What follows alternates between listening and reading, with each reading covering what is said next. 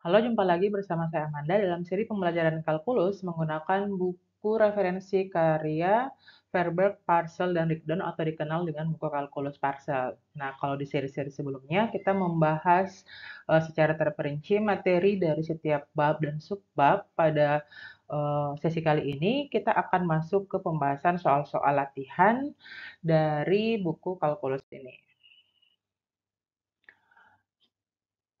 Oke, untuk pembahasan soal-soal ini nanti saya akan bagi menjadi 3 model soal ya. Yang pertama itu adalah soal isi atau soal yang mudah. Yang berikutnya kita masuk ke soal yang kesulitannya itu medium atau sedang. Dan yang terakhir adalah soal untuk tingkat kesulitan hard atau yang cukup sulit dari sisi saya ya. Tapi biasanya dari sisi mahasiswa juga merasa seperti itu. Oke. Untuk sesi pertama ini kita akan membahas problem solution atau latihan soal pada subbab 0.1. Nah, untuk soal-soal yang akan saya bahas ini, saya akan mengutamakan untuk soal-soal yang bernomor genap ya. Kenapa? Karena kalau soal yang bernomor ganjil, itu biasanya kalau kalian yang punya buku dari buku parcel ini, itu ada kunci jawabannya di bagian akhir buku. Sementara kalau soal nomor genap tidak ada. Selain itu, saya mungkin akan membahas juga beberapa soal bernomor ganjil yang saya anggap kalian itu butuh untuk dijelaskan cara kerjanya. Oke, kita mulai dari soal yang nomor 2 ini. Jadi soal nomor beberapa soal ini bentuknya itu adalah menyelesaikan operasi-operasi sederhana. Ya, jadi operasi matematika sederhana ya. Yang mana operasi-operasi ini itu dia kita harus mengingat dulu bagaimana urutan operasi ketika mau menyelesaikan operasi hitung campuran ya. Kita lihat urutan operasi. Oke, yang paling pertama kita kerjakan itu adalah yang di dalam kurung. Jadi urutan pertama kalau ada bentuk dalam kurung, kita gunakan kerjakan dulu yang dalam kurung. Terus urutan yang kedua itu adalah penjumlahan, bukan, adalah perkalian atau pembagian. Ya. Kalau dia muncul secara bersamaan perkalian dan pembagian ini, kita akan mengerjakan dulu yang paling duluan muncul atau yang paling kiri. Yang ketiga baru kita kerjakan tambah dan kurang atau penjumlahan dan pengurangannya.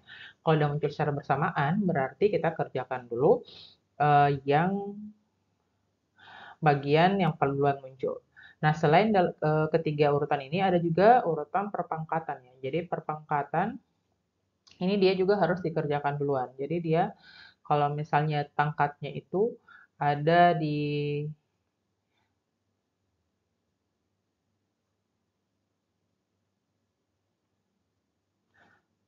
kalau pangkat itu ada di bagian dalam kurung, berarti dia dikerja duluan. Sementara kalau misalnya dia ada di luar kurung, berarti yang dalam kurung dulu kita kerja, baru yang bagian pangkatnya. Itu tergantung posisinya dia di mana nanti ya.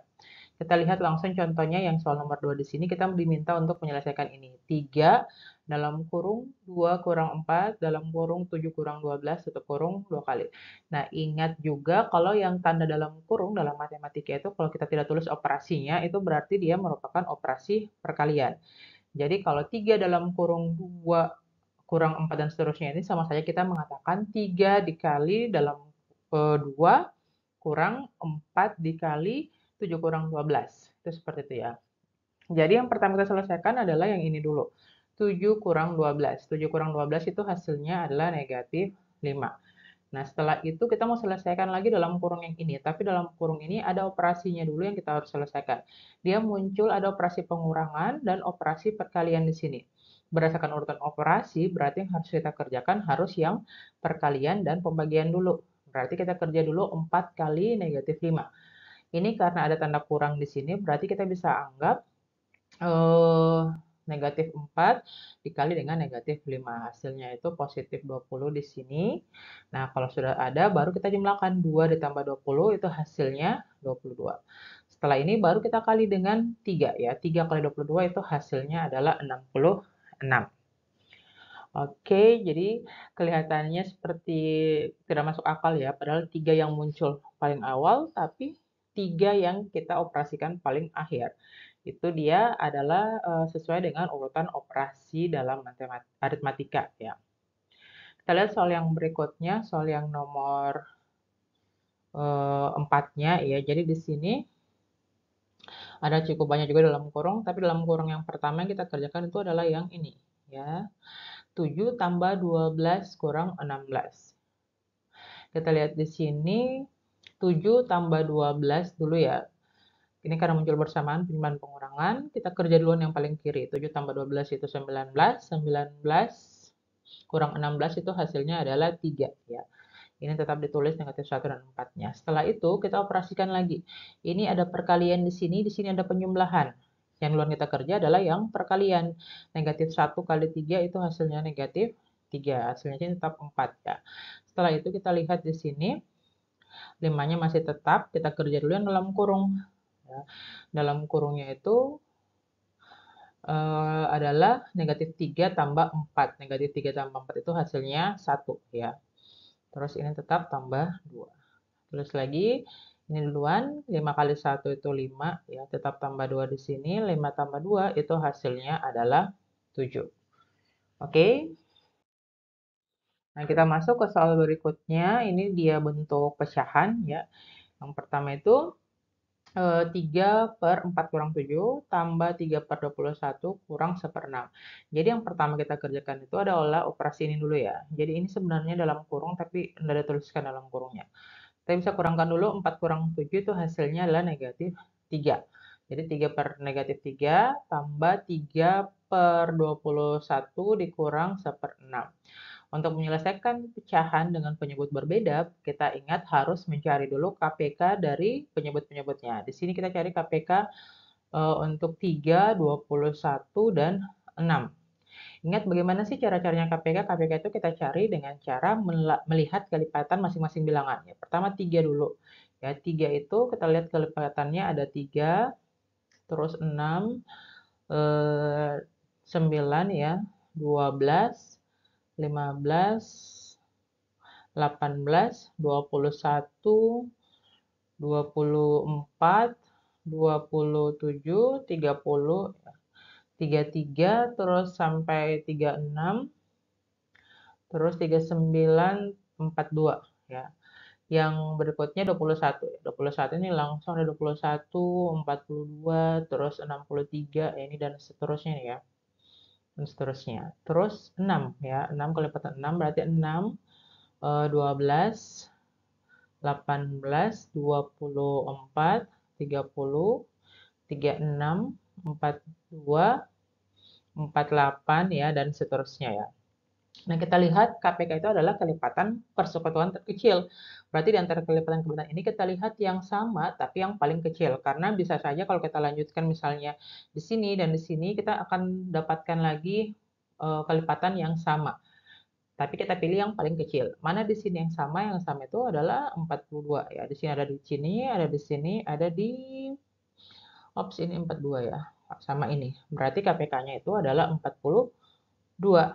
Nah, setelah itu kita tuliskan dulu masing-masing 42 di sini, baru kita isi bagian pembilangnya.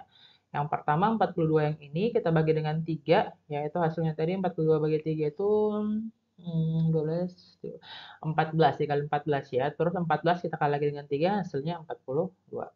Terus untuk yang ini kenapa bisa 6? Itu caranya kita bagi 42 bagi 21 itu hasilnya 2, terus 2 dikali 3 ya itu hasilnya 6.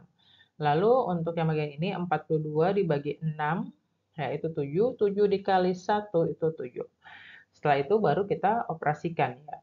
Negatif 42 tambah 6 dulu. Negatif 42 tambah 6 itu berarti negatif 36. Terus negatif 36 kurang lagi dengan 7 itu adalah negatif 43. Makanya jawabannya itu sama dengan negatif 43 per 42. Oke, kita lanjut ke nomor 8 ya. Oke, nomor 8 masih bentuk pecahan lagi ya. Di sini cukup panjang pengerjaannya ya, tapi tenang. Kalian harus terbiasa ketika mau belajar kalkulus itu harus terbiasa melihat operasi-operasi aritmatika maupun aljabar yang cukup panjang seperti ini ya. Jadi jangan menyerah. Matematika itu kalau kita konsisten, kalau kita sabar mengerjakan, pasti akan sampai ke jawabannya. Ya, jangan tidak sabar kalau mengerjakan soal-soal matematika. Oke, kita lanjut. Nah, tadi caranya sama juga, kita harus mengerjakan dulu yang bentuk dalam kurung. Tapi di sini untuk memudahkan operasinya, supaya kita fokus saja ke ini, ya, ini bagian ininya itu dia bisa kita taruh di bawah sini. Mungkin ada yang bertanya, kenapa Bu kok bisa jadi di bawah kan awalnya di atas ya? Kita bisa ingat kembali operasi pada pecahan. Kalau model perkalian ya. Oh, ini dia modelnya seharusnya tidak kayak gini ya. Ini dia tetap seperti ini. Jadi yang bagian ini kita skip. Oke, kita skip yang bagian ini, nggak masuk ya. Jadi dari sini ke sini, oke. Jadi seperti tadi, kita kerjakan dulu yang bagian dalam kurungnya, yaitu sepertiga kurang seperlima. Ya, kita bisa kerjakan di sini. Caranya sama dengan yang nomor 6 tadi, karena penyebutnya berbeda, kita cari dulu KPK-nya. KPK 3 dengan 5 itu, kalian bisa saja tanpa mendaftarkan kayak gini, kalian bisa pikirkan, oh apa sih yang ada dikali-kali 3 dan dikali-kali 5? Ya, yang paling pertama kalian temukan yang sama antara hasil dikali-kali 3 sama dikali-kali 5 itu apa? Jadi itu kalau kita cari itu ada 15 ya. Jadi dia penyebutnya 15 di sini. Terus untuk isi pembilangnya kita bagi 15 bagi 3 itu 5 ya. Terus 5 dikali 1 itu hasilnya 5. Terus yang berikutnya lagi untuk isi yang ini itu 15 bagi 5 itu hasilnya 3. 3 kali 1 itu 3 ya. Jadi kalau sudah sama tinggal dikurang. 5 kurang 3 itu berarti 2 ya. 2 per 15. Makanya di sini hasilnya ini ya, 2 per 15. Oke, setelah itu sudah kerjakan dalam kurung, kita kerjakan dulu di sini karena ada perkalian dan pengurangan dan perkalian ini ya. Kita kali dulu yang perkaliannya. Ya, jadi 1/2 dikali 2 per 15. Ingat kalau misalnya bentuk perkalian pecahan, itu kita pembilang kali pembilang kayak gini ya. A per B kali C per D itu sama saja dengan A kali C per B kali D. Jadi pembilang kali pembilang dan penyebut kali penyebut. Nah, terus kalau misalnya kita punya tadi ini adalah 1/2 dikali 2 per 15. Itu sama saja dengan 1 kali 2 dibagi 2 kali 15. Kalau operasinya seperti ini, perkalian ini kita bisa langsung membagi ya. Jadi bisa 2 dengan 2 ini kita bagi, ini tinggal 1 di sini. Ya, sama, 1 kali 1 jadi 1, terus 1 kali 15 jadi 15. Makanya hasilnya dia di sini jadi 1/15. Oke, setelah itu 2/5 kita mau kurang dengan 1/15 ya. Kita karena penyebutnya berbeda, ini 5 dan 15, berarti kita cari lagi KPK-nya. KPK-nya 5 sama 15 itu adalah 15 ya. Jadi di sini 15. Karena ini sudah 15 berarti tetap tidak berubah. Yang kita perlu rubah adalah 2/5-nya. Caranya adalah 15 dibagi 5 itu hasilnya 3, terus 3 dikali 2 itu hasilnya 6. Jadi dapatnya 6/15. Lalu kita operasikan lagi. Nah, karena ini masih dalam kurung, walaupun di sini ada perkalian di luar sini, tapi karena ini dalam kurung, berarti kita kerja duluan. 6/15 kurang 1/15 itu adalah 5/15. Nah, setelah itu baru kita kali ya, perkalian 1/3 dikali 5/15. Oke, nah 5/15 ini bisa kita sederhanakan ya, 5 bagi 5, dibagi 5 ya. 5 bagi 5 itu 1, 15 bagi 5 itu 3. Oke, jadi negatifnya tetap 1 kali 1, 1, 3 kali 3 itu 9. Ya, jadi hasilnya negatif 1/9. Oke, kita lanjut ya ke nomor 10. Ya, jadi nomor 10 juga masih bentuk pecahan ya.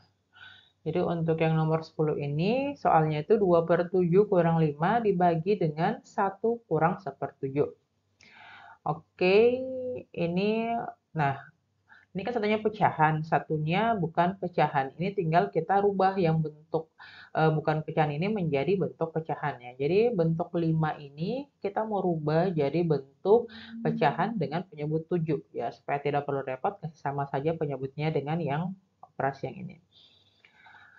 Nah, 5 itu sama dengan berapa per 7? Kita tinggal kali saja. 7 kali 5. Itu hasilnya 35. Ya, jadi 35 per 7. Itu untuk bagian pembilangnya. Kalau bagian penyebutnya terbalik ya, dia bilangan biasa dulu, baru dikurangi bilangan pecahan. Nah, sama juga itu yang kita mau cari itu 1 itu sama dengan berapa per 7 sih? Tinggal dikali juga, 7 kali 1 itu 7. Berarti bentuknya jadi 7 per 7, kurang 1 per 7. Setelah itu tinggal kita operasikan yang bagian pembilangnya dulu ya, bagian atasnya. Itu 2 kurang 35. 2 kurang 35 itu negatif 33 per 7. Terus dibagi dengan 7 per 7 kurang 1/7 itu hasilnya 6 per 7 ya. Jadi sama dengan 33 per 6. Nah, sekarang ada yang bertanya mungkin kenapa bisa hasilnya 33 per 6? Kita ingat kalau pembagian pecahan, kalau A per B dibagi C per D, itu hasilnya, ini A per B-nya tetap sama saja dengan dikali, terus ininya kita balik ya, jadi D per C. Nah, untuk soal yang ini itu kita punya negatif 33 per 7, itu kita bagi dengan 6 per 7. Nanti kita bisa kerjakan negatif 33 per 7, ini pembagiannya jadi perkalian, terus 6 per 7 kita balik jadi 7 per 6. Oke, karena ini perkalian, tadi berarti 7 kita bisa bagi dengan 7 yang ini. Ya, 7 bagi 7 hasilnya 1, 7 bagi 7 juga 1. Lalu negatif 33 kali 1 itu negatif 33, ya 1 kali 6 itu hasilnya 6. Makanya jawabannya ini. Nah, negatif 33 per 6 itu masih bisa kita sederhanakan lagi ya. Dari mana kita tahu kalau masih bisa disederhanakan? Kita lihat saja. Kalau pembilangan penyebut itu masih bisa kita bagi dengan bilangan yang sama, berarti masih bisa disederhanakan. Nah, di sini bilangan yang sama dimaksud itu adalah FPB-nya ya. Jadi FPB itu faktor persekutuan terbesar. FPB dari 33 dan 6 itu adalah 3 ya. Makanya ini kita bagi 3, yang di bawahnya juga bagi 3. 33 bagi 3 itu 11, 6 bagi 3 itu 2. Jadi jawabannya negatif 11 per 2. Oke, kita lanjut ke soal nomor 12 ya. Soal nomor 12 bentuknya yang kayak ini ya. Kelihatannya seperti rumit sekali tapi sebenarnya tidak serumit yang kita pikirkan. Oke. Nah, di sini yang bagian atasnya dulu ya pembilangnya. Itu 1/2 kurang 3/4 tambah 7/8. Bawahnya mirip juga ya, tapi operasinya yang berbeda. Jadi terbalik di penyebutnya itu jadi 1/2 tambah 3/4 kurang 7/8. Nah, ini pertama di atas karena berbeda penyebutnya, ya tinggal samakan KPK dari 2, 4, dan 8 itu apa?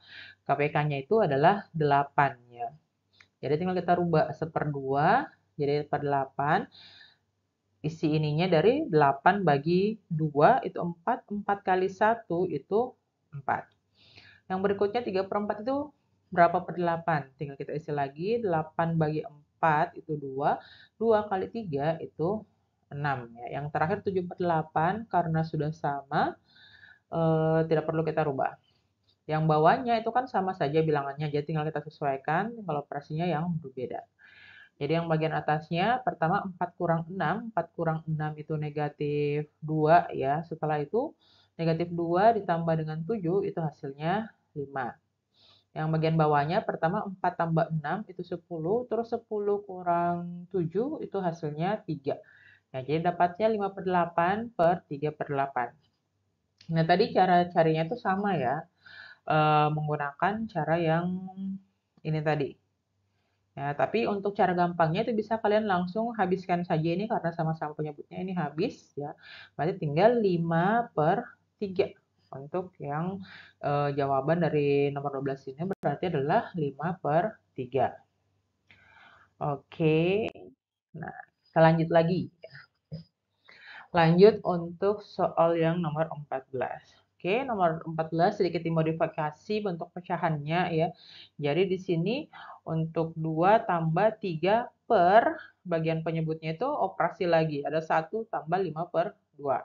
Itu berarti kita harus selesaikan operasi ini dulu ya, supaya kita tahu berapa sih penyebut dari 3-nya itu tadi. Nah, 2-nya masih tetap di sini. Oke, ini caranya sama. 1 dan 5/2 itu kita samakan dulu penyebutnya. Jadi 1 kita rubah ke penyebut 2. Ya, berarti tinggal atasnya kita isi dengan 2 dikali 1. Itu hasilnya 2. Berarti 2/2 ya. 2/2 dikurang dengan 5/2 ya. Oke, 2 dikurang 5/2 ya ini, oh keliru ini jawabannya ya. 2 kurang 5 itu, oh bukan kurang, ini yang tambah di sini yang salah tulis ya.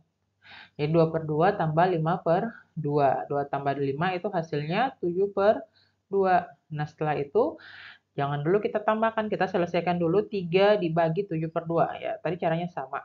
3 bagi 7/2.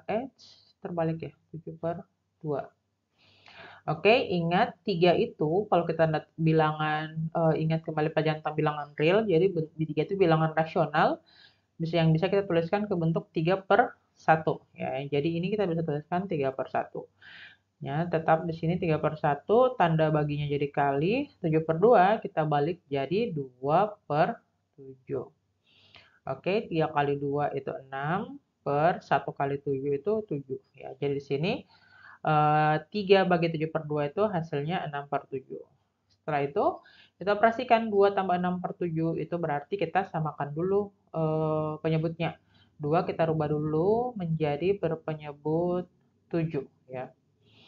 Tinggal atasnya kita isi 7 kali 2 itu 14 ya. Jadi 14/7 tambah 6/7 itu sama dengan 20/7. Oke,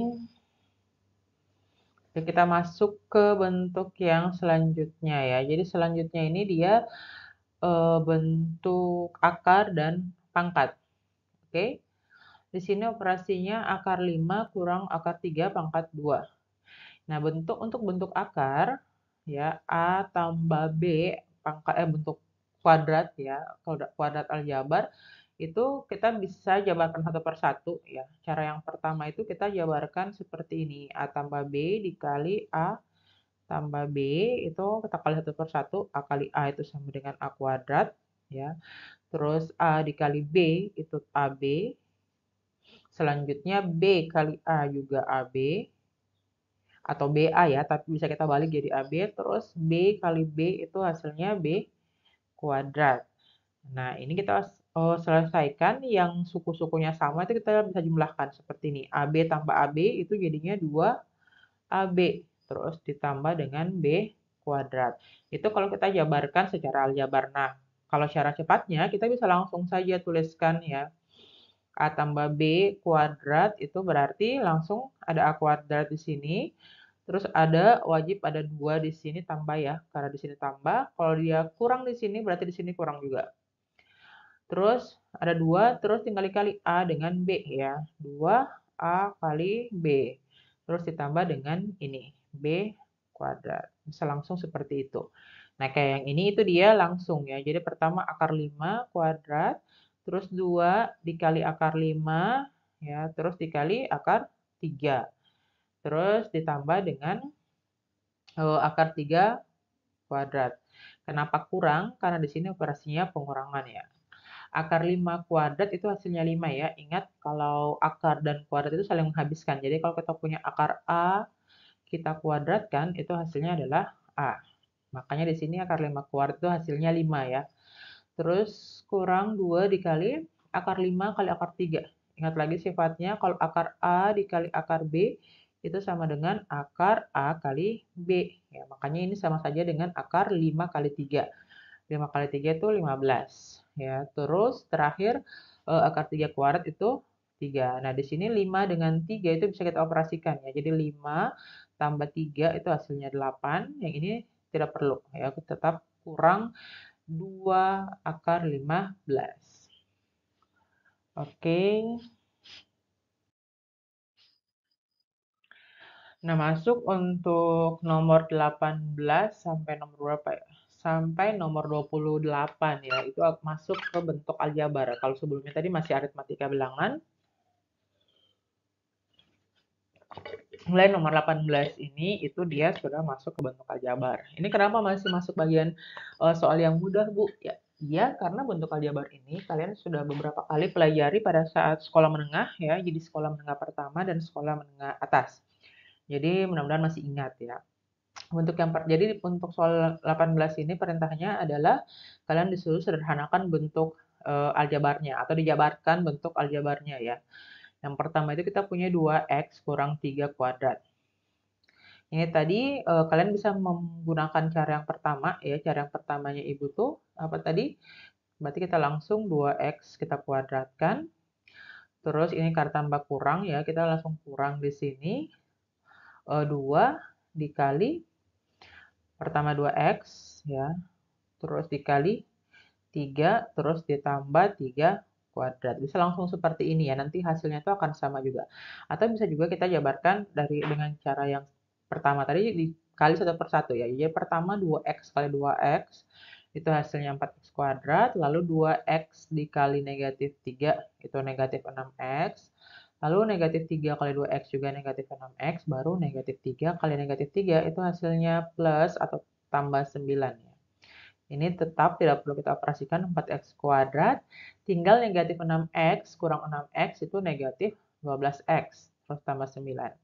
Nah ini akan sama, ini hasilnya ini juga sama ya, 2x kuadrat itu berarti kita pangkatkan dulu, 2 pangkat 2, 4, x pangkat 2, x kuadrat ya. Lalu negatif 2 dikali 3 itu negatif 6, dikali lagi 2 itu negatif 12x ya. Ditambah dengan 3 kuadrat itu hasilnya 9. Oke, jadi caranya itu sama. Hasilnya sama ya. Kita masuk ke nomor 20. Nomor 20 juga soalnya bentuk soalnya masih sama ya, kita kali satu per satu. Pertama 4x kali 3x itu 12x kuadrat. Lalu 4x dikali negatif 7 itu negatif 28x. Lalu negatif 11 dikali 3x itu negatif 33x. Lalu negatif 11 dikali negatif 7 itu plus ya 77. Ini tetap, nada pasangannya jadi tetap. Ini bisa kita operasikan ya karena sama variabelnya. Negatif 28x dikurang 33x, yaitu kalian kurang saja negatif 28 kurang 33, itu negatif 61x tambah 77. Oke, next. Ya, kita lihat soal yang nomor 22.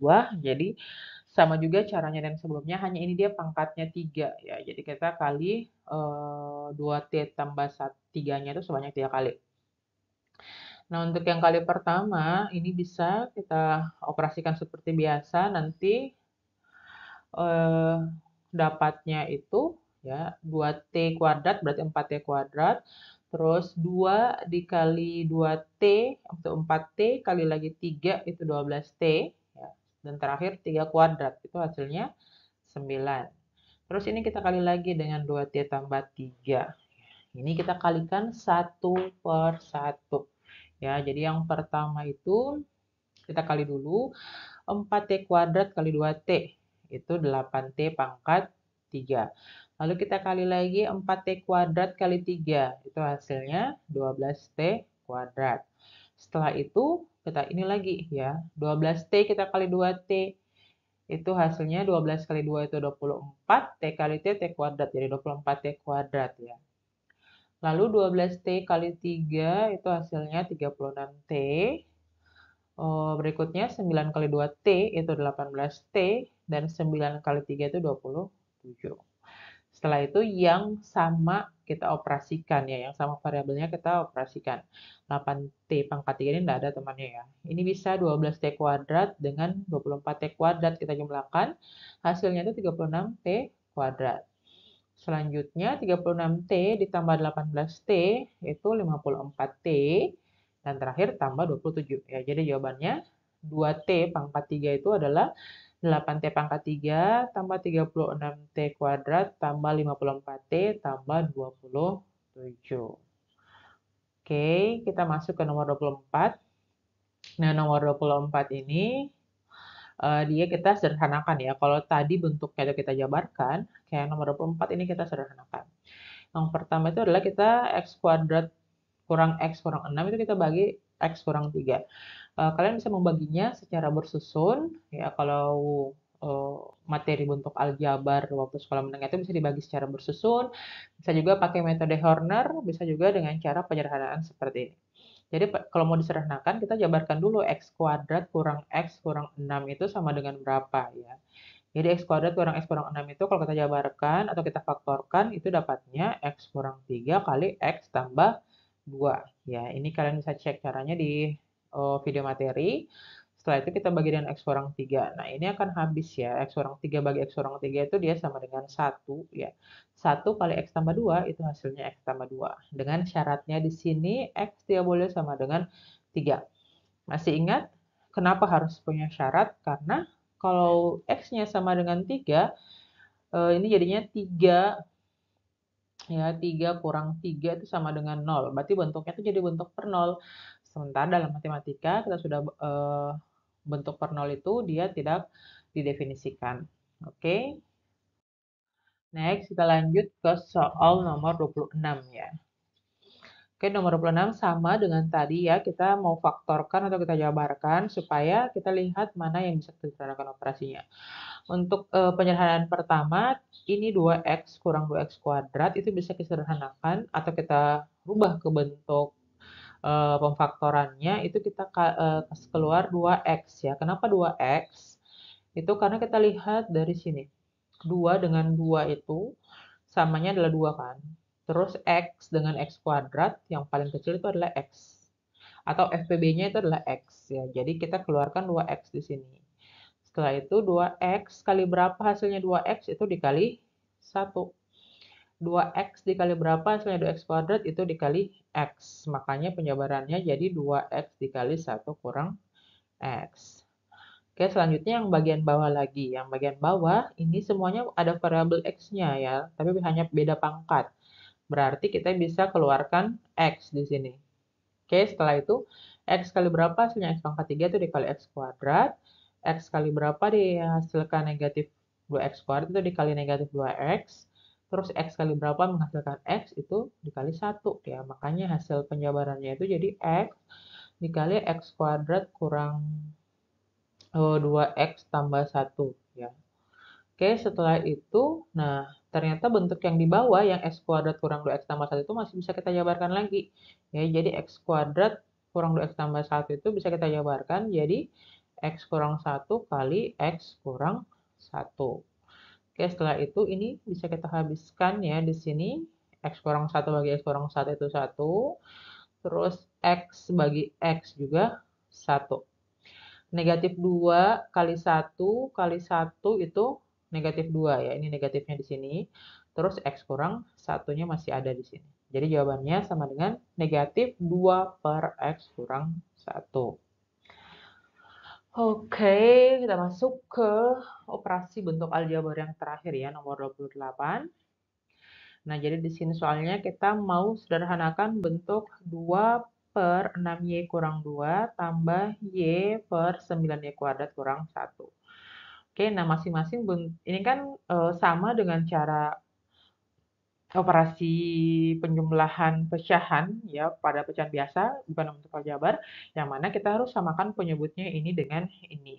Tapi kalau bentuknya masih kayak begini, kita akan sulit menemukan KPK-nya. Caranya kita cari KPK-nya adalah kita jabarkan dulu kedua bentuk ini ya. Yang pertama 6y kurang 2 itu bisa kita jabarkan sebagai 2 kali 3y kurang 1 ya. Jadi 6y kurang 2 itu KPK FPB dari 6 dan 2 itu 6 dan 2 itu kan 2 ya. Kita keluarkan 2-nya, terus kita lihat 2 kali berapa hasilnya 6y itu kali 3y ya. Terus 2 kali berapa negatif 2 itu kali negatif 1. Oke, jadi penjabarannya jadi seperti ini, oke. Sementara kalau untuk 9y kuadrat kurang 1, itu kita bisa jabarkan jadi 3y tambah 1 dikali 3y kurang 1. Kenapa begini? Kalian ingat bentuk penjabaran dari x kuadrat kurang a kuadrat itu sama dengan x tambah a dikali x kurang a. Ya. Yang mana kalau 9y kuadrat itu kan 9y kuadrat itu kan sama dengan 3y kuadrat ya. Makanya di sini jadi 3Y. Sementara 1 itu akarnya itu adalah 1. Ya, jadi 1 di sini. Oke, ini hasil penjabarannya. Nah, setelah sudah ada hasil penjabarannya, kita bisa lihat, oh yang mana sih ini KPK-nya? Nah, KPK-nya itu adalah, kalau kita jabarkan bentuk kita buat kelipatan-kelipatannya, kita akan dapatkan dia itu akan sama di sini. 2 kali 3Y tambah 1 kali 3Y kurang 1. Ya.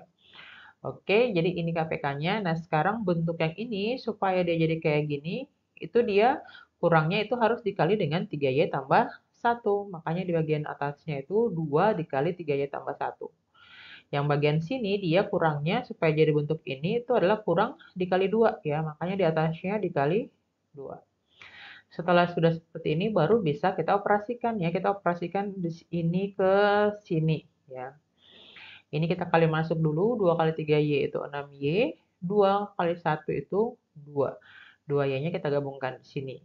Setelah itu baru kita operasikan ya. Kita operasikan jadinya 6Y tambah 2Y itu 8Y, terus tambah 2. Nah, di sini pertanyaannya bentuknya masih bisa tidak kita sederhanakan. Nah, itu kita coba lagi ya. Jadi kalau 8Y tambah 2 itu kita bisa lihat FPB-nya 8 dengan 2 itu adalah 2, kita keluarkan.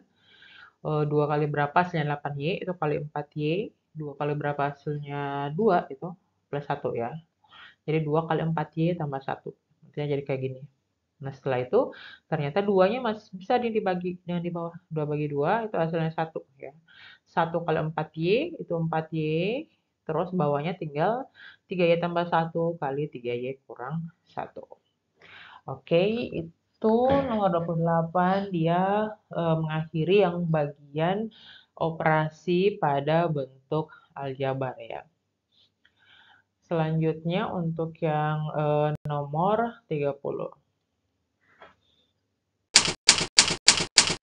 Jadi untuk nomor 30 dan seterusnya kita sudah masuk ke bentuk soal yang medium atau yang sedang ya. Jadi sudah membutuhkan penalaran yang lebih jauh.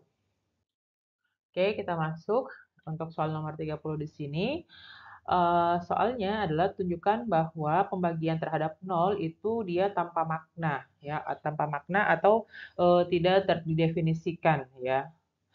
Misalnya di sini dimisalkan kalau misalnya A tidak sama dengan 0, jika A bagi 0 itu sama dengan B, maka A sama dengan 0 kali B sama dengan 0. Ya, yang mana ini terjadi kontradiksi. Ya, kontradiksi kenapa? Awalnya kita punya A tidak sama dengan 0, tiba-tiba di sini kita dapatkan kalau A sama dengan 0. Nah, sekarang kita mau kasih alasan kenapa sih 0 per 0 itu dia itu tanpa makna ya atau tak berarti gitu.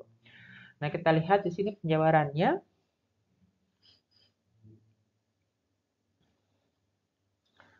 Oke, kita pakai tintang lebih terang ya. Nah, kita lihat penjabarannya itu di sini ya. Jika kita punya 0 per 0 itu sama dengan A, itu artinya maka ini kan berarti kita ingat ya bentuknya kalau kita punya A per B ya sama dengan eh, C, itu kita bisa tuliskan A sebagai B dikali C ya, kita kali silang istilahnya kayak gitu. Nah, makanya bentuk ini 0 per 0 sama dengan A itu bisa kita tuliskan 0 itu sama dengan 0 dikali A ya. Tapi ini dia tanpa makna. Kenapa tanpa makna? Ya di sini katakan tetapi ini dia tanpa makna karena saya tuliskan dulu tetapi ini tidak bermakna karena A itu dapat berupa bilangan real apapun ya atau bilangan real sebarang. Ya, kenapa? Coba kita akan coba ya bentuk yang ini tadi. Kita lihat kalau 0 itu sama dengan 0 kali 1, 0 juga sama dengan 0 kali 2, 0 juga itu sama dengan 0 kali negatif 100 misalnya, 0 juga sama dengan 0 dikali 1 juta ya. Jadi semua bilangan real apapun itu, kalau kita kali dengan 0, hasilnya kali 0. Makanya nilai A itu dia tidak tunggal, jadi tidak bermakna. Atau dengan kata lain, tidak ada nilai tunggal ya yang memenuhi 0 per 0 sama dengan A ya. Karena tidak ada nilai tunggal yang memenuhi ini, maka dalam matematika itu bentuk 0 per 0 itu dianggap tidak bermakna. Oke. Nah, kita lanjut ke soal berikutnya ya. Jadi soal yang nomor 30 berapa ini? Nomor 38. Jadi sebelum ini kan kenapa kita lompat dari 30 ke 38? Karena soal yang 32, terus 34 dan seterusnya itu kalian hanya diminta untuk menentukan bentuk desimal dari bentuk pecahan. Jadi kalian tinggal bagi secara bersusun ya. Itu Ibu anggap kalian sudah lolos kalau pembagian bersusun itu sudah bisa lakukan secara mandiri. Kita menjadi langsung ke nomor 38, yang mana nomor 38 ini kita mau rubah bentuk eh, desimal berulang menjadi bentuk bilangan rasionalnya ya, karena kita tahu eh, kalau berdasarkan teorema itu bilangan desimal dengan koma berulang itu dia itu merupakan bilangan rasional. Jadi koma berulang itu yang mana yang dimaksud ya? Misalnya di seterusnya 0,99999 dan seterusnya. Angka di belakang koma itu dia berulang ya, berarti dia itu merupakan bilangan rasional. Nah, kita lihat untuk yang ini ya, jadi bentuknya itu ada X-nya itu 0,217, 1717 dan seterusnya. Jadi dia berulangnya mulai 17 ya. Di sini kita akan kali dengan 1000. Kenapa kita kali dengan 1000? Karena bentuknya X itu dia berulang setelah 3 angka. Ya, walaupun pengulangannya hanya 2 angka, tapi dia berulang setelah 3 angka di belakang koma. Berarti kita kali dengan 1000. Ya, supaya sampai di sini nanti pengalinya. Setelah itu selain 1000, kita kali 1000X itu hasilnya adalah 217,1717 dan seterusnya. Setelah itu kita bisa bentuk ini tidak bisa langsung kita kurangkan dengan X ya, karena ada angka 2 di sini sebelum pengulangannya. Berarti kita harus hilangkan lagi angka 2 ini dengan cara kita kali dengan 10 ya, satu angka. 10X ya, kita kali satu angka ini dapatnya 10X kali X, 10X itu berarti 10 dikali 0,217 dan seterusnya itu dapatnya 2,17 dan seterusnya. Setelah itu tinggal kita kurangkan 1000X, ini kita kurang ya. 1000X dikurang 10X itu 990X ya. Terus ini angka belakang komanya itu habis, kita kurangkan itu 0. Terus 217 kurang 2 itu 215. Berarti X-nya sama dengan 215 dibagi dengan 990 ya. Ternyata masih bisa kita sederhanakan, ini masing-masing kita bagi 5 ya. Dapatnya 43/198. Oke, lanjut ke nomor 40 ya. Nomor 40 itu soalnya X-nya itu 3,929292 dan seterusnya. Oke, karena desimalnya sudah berulang dari awal, berulang dia setelah dua bilangan, berarti kita kali 100 ya. 100 kali X itu artinya 392,9292 dan seterusnya.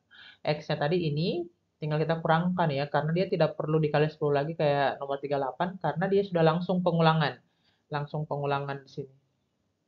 Yang kita kurangkan, yang di angka di belakang koma itu dia habis. 100X kurang X itu 99X. 392 kurang 3 itu 389. Berarti X-nya sama dengan 389/99. Untuk ini sudah tidak bisa kita sederhanakan lagi. Oke. Next ke bentuk soal terakhir dari penentuan bilangan rasional ini, kita lihat kita punya X-nya itu 0,3999 dan seterusnya. Pengulangan terjadi setelah dua angka, berarti kita kali 100 di sini ya. 100X berarti sama dengan 39,999 dan seterusnya. Tadi dia sama seperti nomor 40, karena di sini ada satu angka sebelum terjadi pengulangan, berarti kita kali dengan 10x di sini dulu untuk menghilangkan angka itu ya. Kita kali 10x itu hasilnya adalah 3,99 dan seterusnya. Lalu kita kurangkan lagi ini, 100x kurang 10x itu 90x. Angka di belakang komanya habis. 39 kurang 3 itu 36. Berarti X-nya itu sama dengan 36/90. Ini masih bisa kita sederhanakan dengan cara bagi berapa? Bagi 13 ya? Bagi 13. Bagi 18 ya. Bagi 18. Ini bagi 18.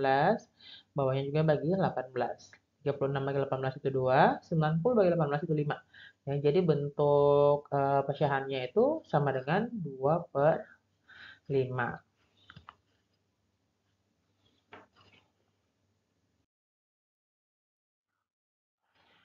Oke. Nah, kita lihat ini dia sebenarnya masih masuk, sudah masuk hard atau medium ya. Ini tergantung orang sih. Ada orang yang menganggap ini masih tingkatan soalnya itu masih sedang, tapi ada juga yang menganggap ini sudah masuk ke tingkatan yang hard atau bentuk soal yang sulit ya. Tapi kita bahas saja. Nanti terserah persepsinya kalian yang mengelompokkannya dia ke bentuk soal yang mana ya. Oke.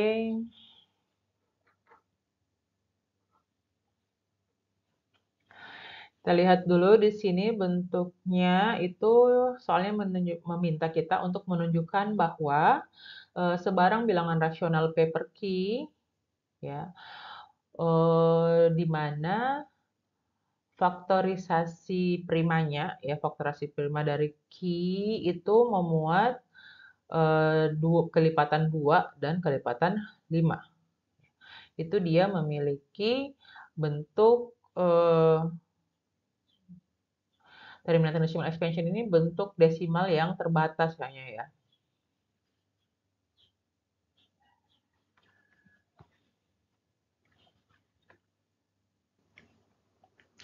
Oke, jadi sudah cocok ya.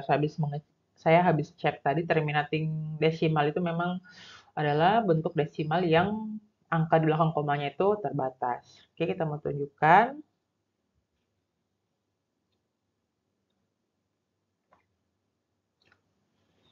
Oke, di sini ya, karena bentuknya itu P per Q itu ya, kita lihat.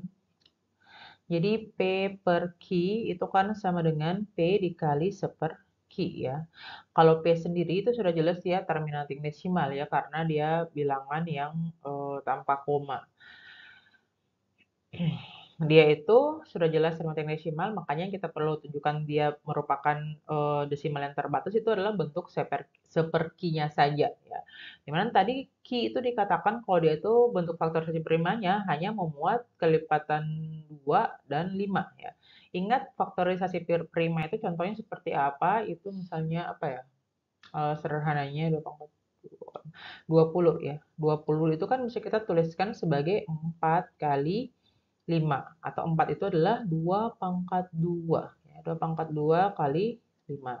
Jadi 20 itu bentuk faktorisasi primanya adalah 2 pangkat 2 kali 5. Kenapa dikatakan prima ya, faktorisasi prima? Karena dia merupakan perkalian dari bilangan prima ya. Kayak gini. Walaupun di awalnya bukan bilangan prima, tapi kita bisa jabarkan atau sederhanakan menjadi perkalian bilangan prima. Jadi apa? Nanti ada teoremanya yang mengatakan kalau semua bilangan eh, bulat yang selain bilangan prima dia itu pasti bisa dituliskan dalam bentuk faktorisasi prima. Oke? Jadi sekarang kita fokus ke seperki saja ya. Jadi kita bisa mulai dengan tadi kita punya key itu kita misalkan bentuknya 2 pangkat N dikali 5 pangkat M ya. Maka kita akan dapatkan seperki itu sama dengan 1/2 pangkat M dikali 5 pangkat M. Ya, ini bisa kita pisahkan jadi 1/2 pangkat N dikali 1/5 pangkat M.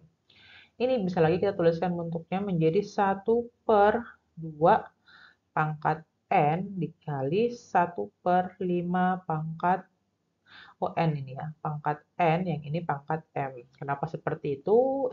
Karena kita tahu sifat perpangkatan itu kan kalau A pangkat M per B pangkat N itu sama saja dengan kita bisa tuliskan menjadi A per B pangkat N. Nah, ini kok bisa dikasih dalam kurung sementara satunya tidak punya pangkat? Nah, satu sendiri itu kan kita pangkatkan berapapun menghasilkan satu. Berarti kalau kita tuliskan satu pangkat N, itu juga hasilnya sama, satu pangkat N, itu hasilnya satu juga. Ya, makanya satu ini bisa jadi satu pangkat N, dia juga bisa jadi satu pangkat M. Oke. Nah, di sini jelas bahwa jelas bahwa 1/2 dan 1/5 ya adalah desimal terbatas ya. Dia terbatas. Kenapa terbatas? Kita tahu sendiri kalau 1/2 itu kan sama dengan 0,5 ya. Sementara 1/5 itu sama dengan 0,2. Nah, sehingga kalau misalnya bilangannya juga desimal terbatas, berarti bentuk pangkatnya juga tuh desimal terbatas. Ya, sehingga 0,5 kita pangkat N dan 0,2 kita pangkat M juga merupakan desimal terbatas ya. Nah, sementara sudah pasti juga kalau kita mengalihkan dua desimal terbatas itu akan menghasilkan bentuk desimal terbatas juga ya. Jadi kita bisa menyimpulkan jadi seperti adalah desimal terbatas ya. Sudah tuliskan. Oleh karena itu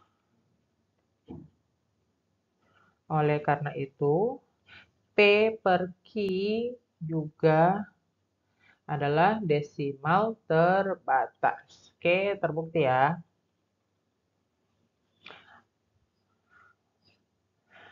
Kita lanjut ke bentuk soal yang berikutnya ya. Soal yang berikutnya itu dia ini juga cuma membutuhkan logika ya. Soal yang nomor 46 itu adalah apakah bilangan bulat positif terkecil ya, smallest positive integer itu berarti bilangan bulat positif terkecil, dan bilangan rasional positif yang terkecil. Terus ditanyakan juga bilangan irasional positif terkecil. Oke, kalau untuk yang bilangan bulat positif terkecil itu sudah jelas ya. Kalau untuk Z plus yang paling terkecil itu adalah 1. Ya. Sementara kalau untuk bilangan rasional itu tidak ada ya. Rasional itu Q ya, simbolnya Q terkecil. Itu yang terkecil itu dia tidak ada.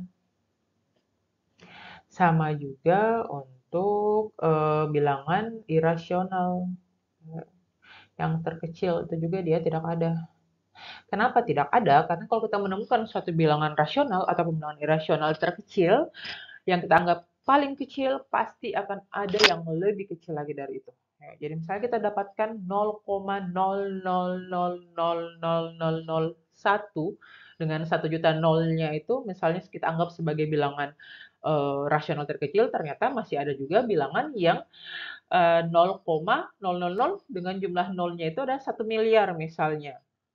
Ya, itu berarti lebih kecil lagi. Ya, selalu akan ada kita temukan bilangan yang lebih kecil dari bilangan yang kita anggap paling kecil.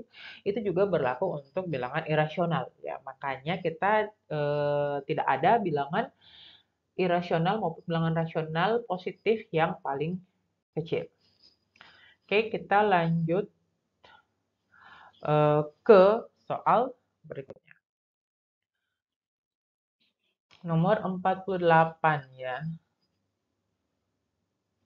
Nomor 48 ini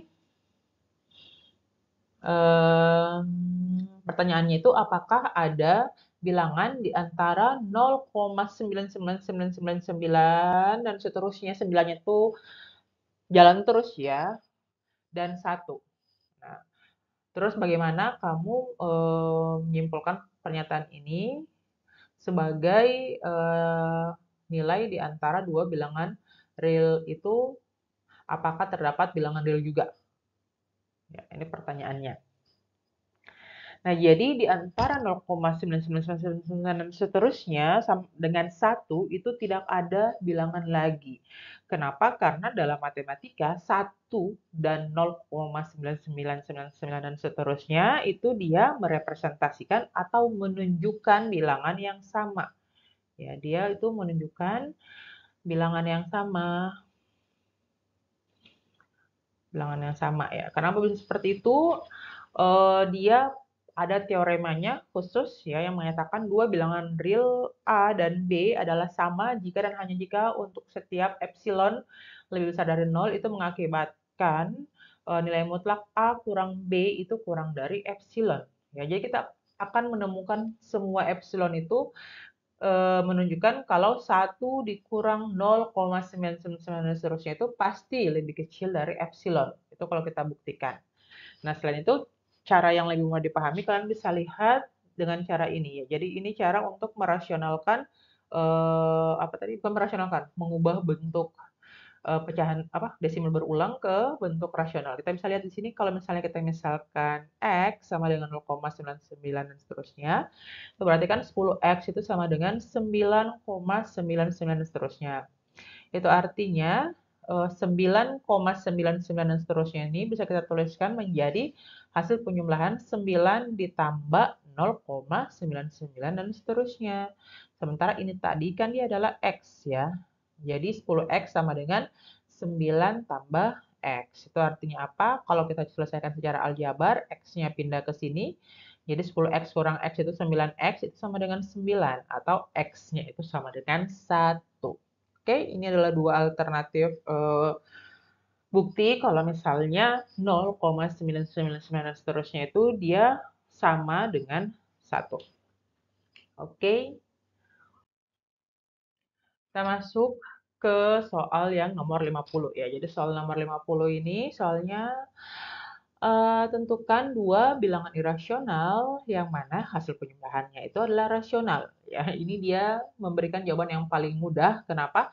Kita tahu kalau misalnya dua bilangan itu negatif A tambah A itu kan akan menghasilkan 0. Ya. Dan 0 itu adalah bilangan rasional. Nah, sekarang kita tahu kalau negatif V itu irasional, V juga dia itu irasional. Tapi ketika kita menjumlahkan negatif V ditambah dengan V, itu sudah jelas hasilnya 0. Yang mana 0 itu merupakan bilangan rasional. Gitu juga di sini contohnya negatif akar 2 dan akar 2. Ya, akar 2 itu dia irasional, negatif akar 2 juga irasional. Tapi ketika kita jumlahkan, hasilnya itu adalah 0. Ya, itu juga merupakan bilangan irasional. Oke, kita jumlahkan bilangan. Nah, kita bisa pilih bilangan lain, misalnya negatif 3 dengan 3, misalnya negatif E dengan E, itu semuanya kalau kita jumlahkan itu hasilnya adalah 0. Oke, yang mana 0 itu merupakan bilangan rasional.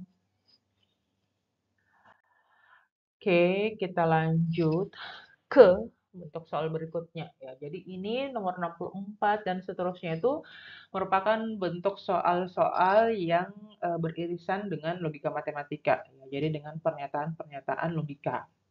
Kita akan membahas tentang apa yang pertama di sini, converse dan kontrapositif. Oke, kita lihat ya. Ingat, di sini yang diminta adalah converse dan kontraposisinya, kontrapositifnya ya. Kita ingat kalau kita punya pernyataan implikasi P, maka Q itu berarti converse-nya itu adalah Q, maka P. Kebalikannya ya. Sementara kalau kontrapositifnya itu adalah negasi Q, maka negasi P. Oke. Nah, kita lihat pernyataan yang pertama itu, if I get an A on the final exam, I will pass the course ya. Jadi jika saya memiliki nilai A pada ujian akhir, maka saya lulus mata kuliah ini, gitu ya, anggaplah ya. Jadi kita bisa buat untuk pernyataan yang pertama, kita lihat dulu apa converse-nya. Converse berarti tinggal dibalikan ya. Pernyataan P-nya itu yang ini pernyataan Q-nya ya. Berarti kita bisa balik pernyataannya. If I will pass the course ya. Jadi jika saya lulus mata kuliah ini,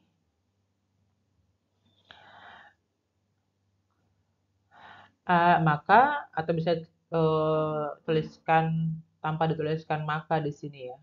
I get an A on the final exam ya. Jadi itu sedikit perbedaannya kalau di bahasa Inggris dan bahasa Indonesia. Jadi kalau soal-soal bahasa Indonesia biasanya dia pakai secara eksplisit kelihatan kata jika makanya ya. Kalau di pernyataan-pernyataan bahasa Inggris biasanya kata maka itu sudah dituliskan, kadang dituliskan saja dengan menggunakan kata koma, tapi kita secara sadar tahu kalau if itu berarti ini lanjutannya itu menggunakan then ya atau maka. Oke, berikutnya itu adalah kontrapositifnya ya, berarti tinggal negasikan ini. Berarti if I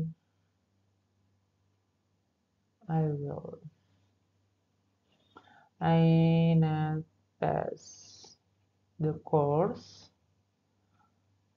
saya bisa tuliskan dan saya tambahkan then aja ya. I didn't get, not get, didn't get.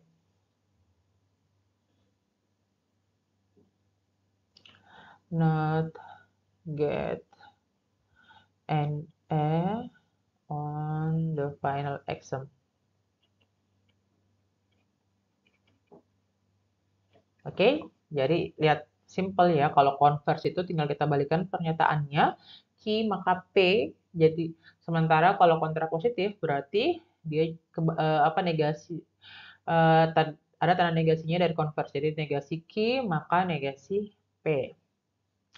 Yang bagian B-nya ya pernyataannya itu if I finish my research paper by Friday, then I will take off next week. Ya, jadi jika saya menyelesaikan artikel saya di hari Jumat, maka saya akan libur minggu depan ya.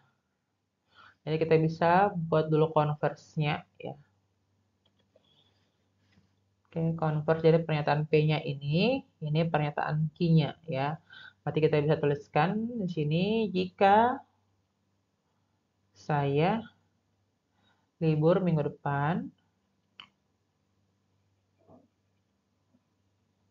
maka saya menyelesaikan artikel pada hari Jumat ya. Sementara untuk kontraposisinya, berarti ini kita kasih negasi ya. Jadi jika saya tidak libur minggu depan,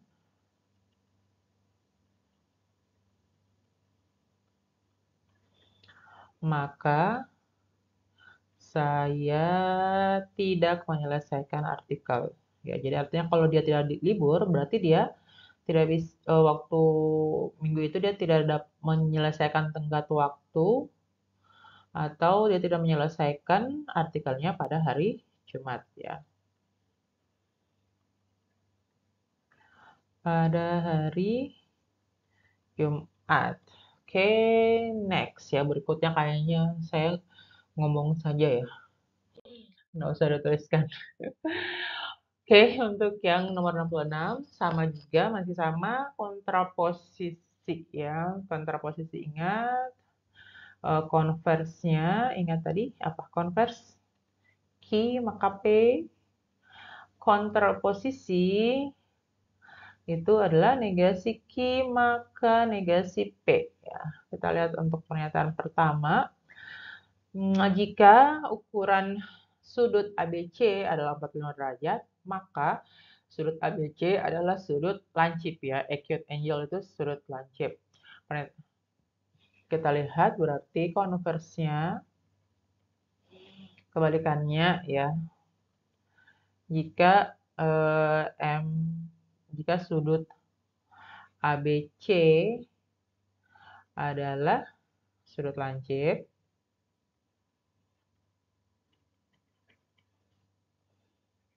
maka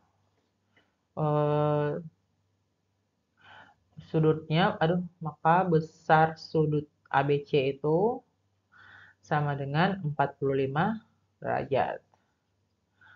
Kontraposisinya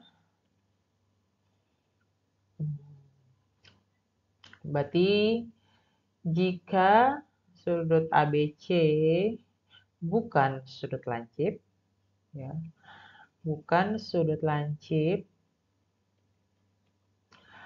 maka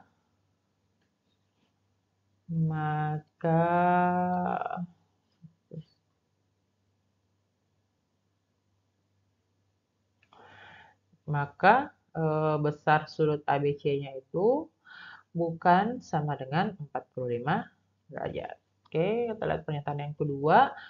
Ini P-nya, ini Q-nya ya. Jika A kurang dari B, maka A kuadrat kurang dari B kuadrat. Nah, ini yang perlu kalian perhatikan kalau masuk ke dalam bentuk persamaan atau kecerdasan matematika untuk mencari negasinya itu seperti apa. Dia agak tricky soalnya ya. Kita lihat kalau A kurang dari, jadi kalau kita lihat ya, negasi kalau dalam kalimat matematika, negasi dari kurang dari itu adalah bukan lebih dari, ya, tapi lebih dari sama dengan. Sementara kalau lebih dari, negasinya bukan kurang dari, tapi kurang dari sama dengan. Oke. Nah, kita lihat di sini. Untuk konversnya dulu ya. Konversnya berarti jika A kuadrat kurang dari B kuadrat, maka A kurang dari B. Sementara untuk kontraposisinya, jika A kuadrat, ingat tadi kalau kurang dari berarti lawannya itu negasinya adalah lebih besar sama dengan, ya, lebih dari sama dengan B kuadrat, maka B-nya itu lebih besar, A ya, A lebih besar sama dengan B. Oke. Oke, kita lanjut. Nomor 70. Ya, nomor 70 itu kita akan menggunakan aturan dari pernyataan negasi ya yang menggunakan quantifier atau kuantier universal dan eksistensial yang mana itu ditandai dengan pernyataan yang menggunakan untuk setiap dan terdapat. Ya, jadi kita mau tulis pernyataannya, negasi dari pernyataan-pernyataan berikut, baru kita tentukan di sini mana yang benar, pernyataan itu atau negasinya. Oke? Kita lihat yang bagian A ya. Every natural number is rational. Kita lihat negasinya, kalau every itu berarti, kalau every itu kan setiap ya, setiap ya, untuk setiap itu dia negasinya itu adalah terdapat ya. Sementara sebaliknya kalau kita punya pernyataan terdapat, negasinya berarti untuk setiap. Nah, ini pernyataannya adalah setiap bilangan asli adalah rasional ya. Berarti negasinya adalah terdapat bilangan asli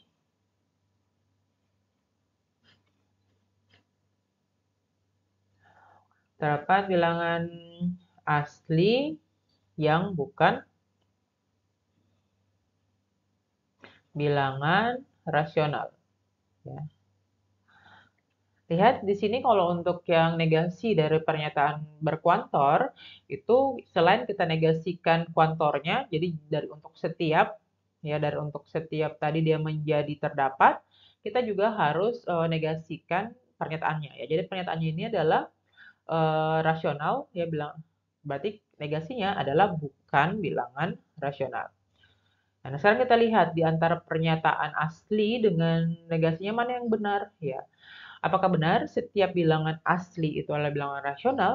Itu sudah jelas benar ya, karena semua bilangan asli itu bisa kita tuliskan dalam bentuk A per B. Misalnya 2, kita bisa tuliskan 2 itu sebagai 2 per 1. Ya, 100, kita bisa tuliskan sebagai 100 per 1.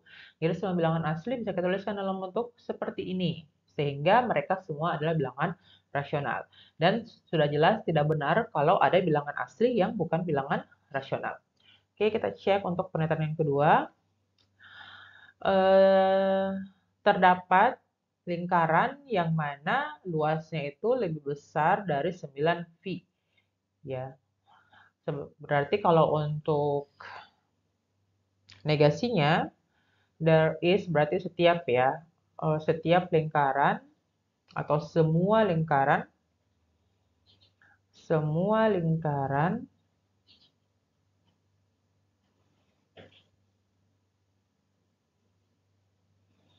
ya memiliki luas ya. Kalau ini tadi kan larger than atau lebih besar dari. Tadi kita lihat kalau lebih besar dari lawannya itu adalah kurang dari atau sama dengan ya, memiliki luas.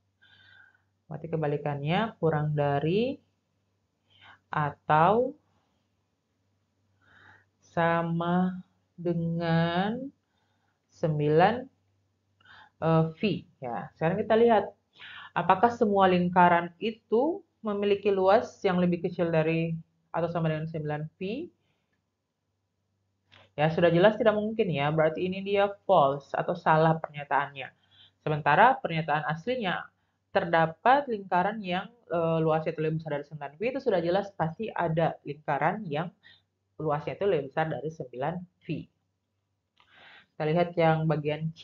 Bagian C itu pernyataannya every real number is larger than its square. Setiap bilangan real itu lebih besar dari kuadratnya. Ya. Apakah betul seperti itu? Ya, berarti kebalikannya adalah terdapat ya. Terdapat bilangan real yang ini larger than lebih besar dari berarti yang kurang dari. Kurang dari atau sama dengan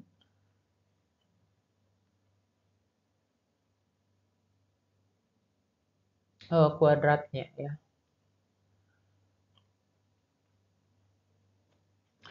Oke, pertanyaannya ada apakah semua bilangan real itu lebih besar dari kuadratnya? Kita bisa cek ya. 2 itu sudah jelas lebih kecil dari kuadratnya 2. Berapa kuadratnya 2 itu 4 ya. Tapi kita juga punya ada 1/2 yang mana 1/2 itu dia lebih besar dari kuadratnya. Kuadratnya berapa? 1/4. Ya, jadi pernyataannya tidak semua bilangan real itu dia lebih besar dari kuadratnya karena ada yang lebih kecil. Contohnya yang ini. Itu artinya pernyataan yang ini dia salah ya, yang sini pernyataan aslinya, sementara pernyataan yang negasinya itu yang benar. Oke. Kita masuk ke berikutnya ya, ini soal medium yang terakhir kayaknya ya. Yang kita mau lihat di antara pernyataan-pernyataan ini manakah yang benar? Ya, yang benar pernyataannya.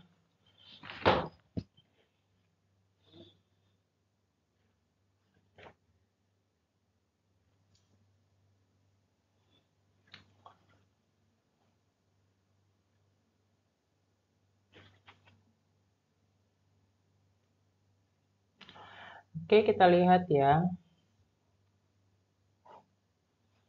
Untuk pernyataan pertama, apakah benar atau tidak? Di sini katakan kalau untuk setiap X itu pasti kurang dari X tambah 1. Ya. Kita harus pastikan kok ini pasti benar. Nah, bagaimana caranya? Di sini kita bisa melakukan sedikit manipulasi aljabar. Ya, yang mana kedua ruas kan kita punya apakah benar X itu lebih besar dari X tambah 1? Ya. Kita harus membuat ini menjadi pernyataan yang tidak terbantahkan. Gimana caranya? Pertama, kita bisa tambahkan kedua ruas dengan negatif X ya. X tambah negatif X itu akan pasti tetap kurang dari X tambah 1 tambah negatif X ya. Karena ini ada teoremanya ya. Selanjutnya, karena teorema bilangan real itu, kalau A kurang dari B, maka A tambah C akan kurang dari B tambah C. Jadi di sini kita bisa asumsikan itu kalau kedua ruas ditambah bilangan yang sama, tanda kurang darinya tidak berubah. X tambah negatif X itu hasilnya adalah 0. Sementara ini juga X tambah negatif X, kurang lebih ya. X tambah negatif X juga itu 0 tambah 1. Sementara 0 itu kurang dari 0 tambah 1 ya. Ini pernyataan yang sudah pasti dan tidak bisa terbantahkan lagi kalau dia benar. Makanya untuk yang ini dia itu true ya. Pernyataannya benar. Terus pernyataan yang kedua, there exist terdapat bilangan asli n sedemikian sehingga semua bilangan prima itu kurang dari n ya. Jadi ini dengan kata lain kita punya bilangan asli n yang sangat besar sekali yang mengakibatkan semua bilangan prima itu lebih kecil dari n. Pernyataan ini sudah jelas salah ya. Kenapa salah? Karena bilangan prima itu tidak terbatas besarnya ya. Jadi selalu ada bilangan prima yang lebih besar lagi, lebih besar lagi sehingga dia tidak akan menemukan suatu bilangan asli pun yang mana dia itu lebih besar dibandingkan semua bilangan prima. Oke, kita masuk ke pernyataan yang ketiga ya.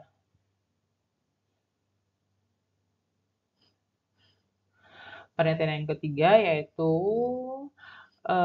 untuk setiap X lebih besar dari 0, terdapat Y sedemikian sehingga Y itu lebih besar dari 1/, X. Kenapa seperti itu? Kita lihat ini untuk bagian apa yang C ya. Ya. Yang bagian C, kenapa dia ini benar ya? Kenapa benar? Kita cek. Misal X itu dia sebarang bilangan ya. Kita bisa pilih Y-nya itu sama dengan 1/X tambah 1. Nah, kalau Y sama dengan 1/X tambah 1, ya sudah jelas kalau 1/X tambah 1 ya, itu Y ya tadi ya, itu lebih besar dari 1/X. Jadi untuk sembarang bilangan itu, kita pasti punya suatu bilangan Y yang lebih besar dari 1/, bilangan itu. Ya, makanya ini dia pernyataannya itu adalah true. Pernyataan yang D, untuk setiap bilangan positif X, terdapat bilangan eh, asli ya, bilangan asli N sedemikian sehingga 1/N itu kurang dari X. Ini pernyataannya benar ya. Kenapa? Karena pasti ini setiap bilangan positif X itu kan setiap bilangan bulat positif untuk setiap X ya elemen bilangan real lah, real positif itu berarti kan X itu dia pasti lebih besar dari 0 ya. Semua bilangan positif itu lebih besar dari 0. Sementara untuk 1/n sendiri, ini kalau kita ambil n yang semakin besar, ya, dengan n-nya ini ya, n-nya yang menuju hingga, maka nilai dari untuk n menuju hingga atau n yang semakin besar itu berarti 1/n itu akan semakin mendekati 0 ya. Sementara setiap bilangan positif itu pasti lebih besar dari 0 yang menunjukkan berarti setiap bilangan positif akan lebih besar dari 1/n ya. Makanya ini true. Aduh. True yang ini ya. Sama juga kasusnya untuk yang nomor E ya. Yang nomor E, karena bilangan epsilon itu bilangan positif, itu pasti dia lebih besar dari 0, dan kita pasti akan selalu menemukan untuk bentuk 1/2n ini, kalau n-nya semakin besar, maka 1/2n ini akan menuju 0 ya. 1/2n itu akan menuju 0 kalau n-nya menuju hingga. Ketika ada menuju 0, sudah jelas dia tidak pernah sama dengan 0 ya, sehingga dia ini akan kurang dari epsilon, yang mana epsilon itu dia lebih besar dari 0. Oke.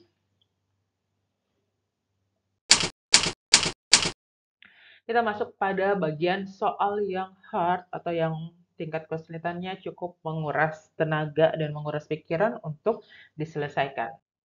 Oke, pada bagian hard problem ini kita akan membahas beberapa nomor-nomor terakhir dari problem set 0.1 tadi.